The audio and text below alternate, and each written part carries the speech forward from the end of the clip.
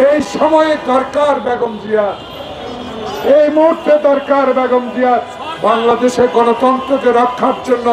গণতন্ত্রের প্রতি এত ভালোবাসা, মানুষের প্রতি এত ভালোবাসা যেই নেত্রী, সেদিন উনি 25টা আসন নিয়েও সংসদে গিয়ে কথা বলার চেষ্টা করেছেন।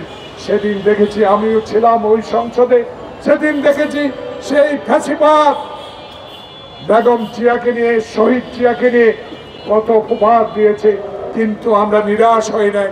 বিএনপির নেত্রী বেগম খালেদা নিরাশ হয় নাই।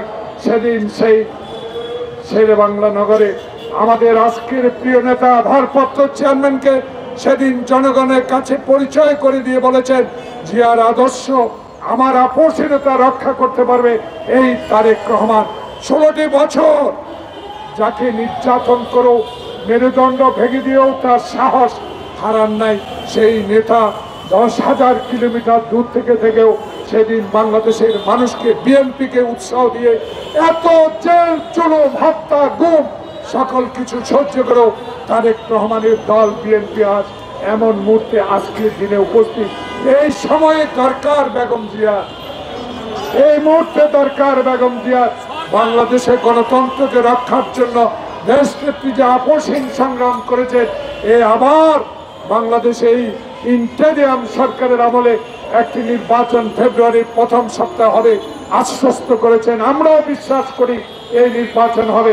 এই নির্বাচনে চাই আপনাদের দোয়ার প্রয়োজন।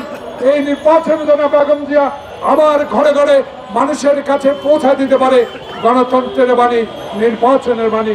সেই জন্য আজকে এই দোয়া মাহফিল। বাস্তবারা, প্রিয় ভাইরা, নিরাশ হওয়ার কোনো কারণ নাই। আমাদের চিকিৎসক ডাক্তার জাহিদ হোসেন বলেছেন, ম্যাডাম এখন সকল চিকিৎসা গ্রহণ করতে পেরেছেন, ইনশাল্লাহ আপনাদের দোয়া উনি ফেরত আসবে। আবারও বাংলাদেশের স্বাধীনতা অক্ষুণ্ণ রাখার জন্য, আজকে আবারও গণতন্ত্রকে সমুন্নত রাখার জন্য, সংবাদপত্রের স্বাধীনতা রক্ষার জন্য, জনগণের সেবার জন্য ইনশাল্লাহ ফেরত আসবে। তাই আসুন সবাই এই নেত্রীর জন্য আল্লাহর দরবারে দোয়া করে, আল্লাহ আমাদের নেত্রীকে ভালো করে আমাদের মাঝে ফেরত আসো। শুধু বিএনপির জন্য নয়, সারা বাংলাদেশের মানুষের জন্য যেন বেগম জিয়া ফেরত আসে। আল্লাহর দরবারে এই দোয়া কামনা করি।